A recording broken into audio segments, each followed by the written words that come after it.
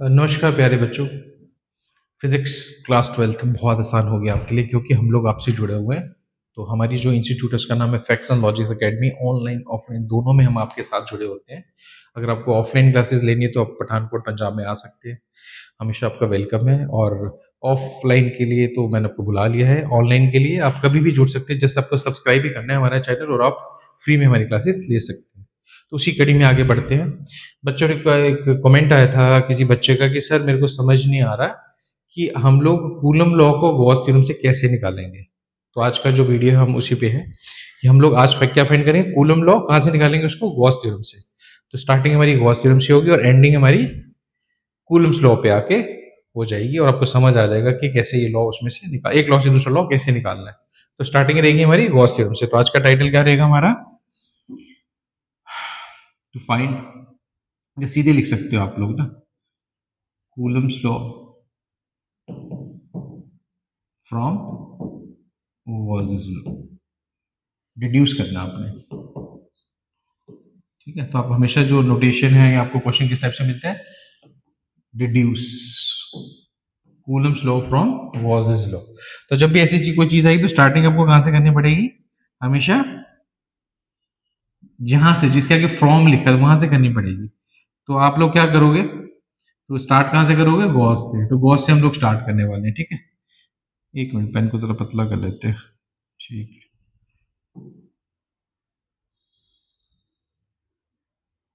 ठीक है, तो हम लोग क्या करेंगे, स्टार्टिंग करेंगे गॉस थ्योरम से। तो गॉस थ्योरम आपको पता ही क्या है, गॉस थ्योरम हमारी, गॉस थ्योरम कहती है कि surface integral, close surface integral from Gauss law, starting ही हमारी यहाँ से रहेगी क्योंकि इसी को यूज करके हमने आगे करना है। तो गॉस लॉ हमारा क्या कहता है कि आपकी ई डॉट डी एस की जो इंटीग्रेशन है वो हमेशा क्या होती है, 1/ε0 टाइम्स द चार्ज। ये आपकी गॉस लॉ है। तो करते क्या, अगर हम लोग एक सोर्स चार्ज ले लेते हैं, ये हमारे पास एक सोर्स चार्ज क्यू पॉजिटिव लेके चलते हैं, इसके करंट फील्ड इसके चारों तरफ है, तो इसके आसपास एक गॉसियन सरफेस ले लेते हैं। छोटा सा सरफेस हमने यहाँ ले लिया, इसका नाम डी एस रख दिया। यहाँ से जो फील्ड होगी वो हमेशा बाहर की तरफ जाएगी, उसको हम ऐसे शो कर देंगे। तो ई और डी एस दोनों की डायरेक्शन सेम रहेगी स्फीयर के लिए, आपको पता है, पहले भी हम कर चुके हैं। इसके लिए जो इसकी इलेक्ट्रिक फील्ड की वैल्यू हम निकाल लेते हैं, ये वाला पोर्शन हम खुद निकालेंगे, ये वाला, ठीक है। इससे क्या आएगा, ई डी एस दोनों क्या है, एक ही डायरेक्शन में, तो कॉस 0 हो जाएगा। अब क्या होगा, ये कॉस 0 1 होता है तो ई डी एस ही बचेगा आपके पास। अगर मैं ई को बाहर निकाल दूं तो क्या बचेगा, D S is equal to क्या आ जाएगा, 1/ε0 टाइम्स का चार्ज, ये चीज सेम आ जाएगी। ds इस केस में क्या होगा, क्योंकि स्फीयर है तो 4πr², अगर आपने गॉसियन सरफेस का रेडियस r लिया हुआ, ठीक है, तो ये चीज आ जाएगी। तो e की वैल्यू यहां से जो हमारे पास आ रही है वो आ रही है 1/4πε0 q/r²। ये आपके पास वैल्यू आ गई क्या चीज की, इलेक्ट्रिक फील्ड। और ये आपने क्या यूज किया इसके अंदर, गॉस थ्योरम यूज किए। बट हमारा टारगेट ये नहीं था, हमारा टारगेट था कूलम लॉ निकालना। तो पहले तो आप यहां तक समझे कि ये कैसे आया।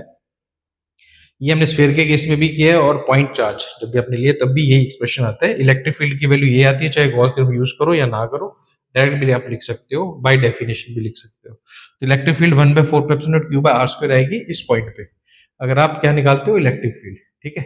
अब क्वेश्चन है हमारा कि कूलम लॉ। तो आपने कूलम लॉ के लिए क्या समझना है सबसे पहले, कि कूलम लॉ होता क्या है ना। तो अगर हम कूलम लॉ की बात करें, कूलम लॉ में क्या होता है, हम दो चार्जेस के बीच में फोर्स निकालते हैं जिसकी वैल्यू क्या होती है, 1/4πε0 q1 इंटू q2/r²। अगर दोनों चार्जेस की वैल्यू q1 एंड q2 है तो इस केस में एक चार्ज तो आपके पास ये है, तो दूसरा जो चार्ज है उसको हम क्या मान लेते हैं, q0। मान लो ये एक चार्ज है यहाँ पर, इसको हम क्या बोलते हैं, टेस्ट चार्ज, जिस पर आप एक्सपेरिमेंट कर रहे हो, इसको क्या बोलते हैं, सोर्स चार्ज। तो इन दोनों के बीच में हमने फोर्स निकालनी है, ये है हमारा कूलम्स लॉ। नाउ फोर्स का फॉर्मूला क्या रहेगा दोनों के बीच में, वो हमने फाइंड करना है। तो उसको हम बाय डेफिनेशन लेते हैं, फोर्स इज इक्वल टू क्या होता है, इलेक्ट्रिक फील्ड इनटू जिस चार्ज पे आपने निकालनी है। तो यहाँ पर जिस पे हमने निकालनी है वो टेस्ट चार्ज, उसकी वैल्यू कितनी है, Q0, यूनिट पॉजिटिव चार्ज होता है Q0। तो F जो है फोर्स जो इस पे लगने वाली है इस चार्ज के कारण, वो कितनी होगी, E इंटू Q0। E आप पहले से निकाल चुके हो, वो है 1/4πε0। तो क्या आ जाएगा यहाँ पर, Q का मल्टीप्लीकेशन Q0 से और अपॉन r², ये आपके पास F की वैल्यू आ गई। अब गौर से देखो ये कौन सा लॉ है, फोर्स बिटवीन टू चार्जेस क्या आ रही है, 1/4πε0, पहला चार्ज इंटू दूसरा चार्ज पे r²। तो हम यही तो कहते थे कूलम्ब लॉ में कि force between two charges directly proportional to product of the charges, आ गया product of the charges and inversely to the square of the distance between them. तो वही चीज आई है, इसका मतलब ये क्या चीज है, दिस इज कूलम्स लॉ। ठीक है, तो बच्चों हमने क्या किया था, गॉस थ्योरम से स्टार्टिंग की, इलेक्ट्रिक फील्ड निकाली, उसी इलेक्ट्रिक फील्ड से हमने फोर्स निकाल ली, और वो वही एक्सप्रेशन है जो कूलम्स लॉ में एक्सप्रेशन होता है, फोर्स बिटवीन टू चार्जेस। तो ये था आज आपके सामने deduction of Coulomb's law from Gauss law. कोई मुश्किल टॉपिक नहीं है, बहुत आसान टॉपिक है, जस्ट एक बार आपको वीडियो देखना और ये क्लियर हो जाएगा।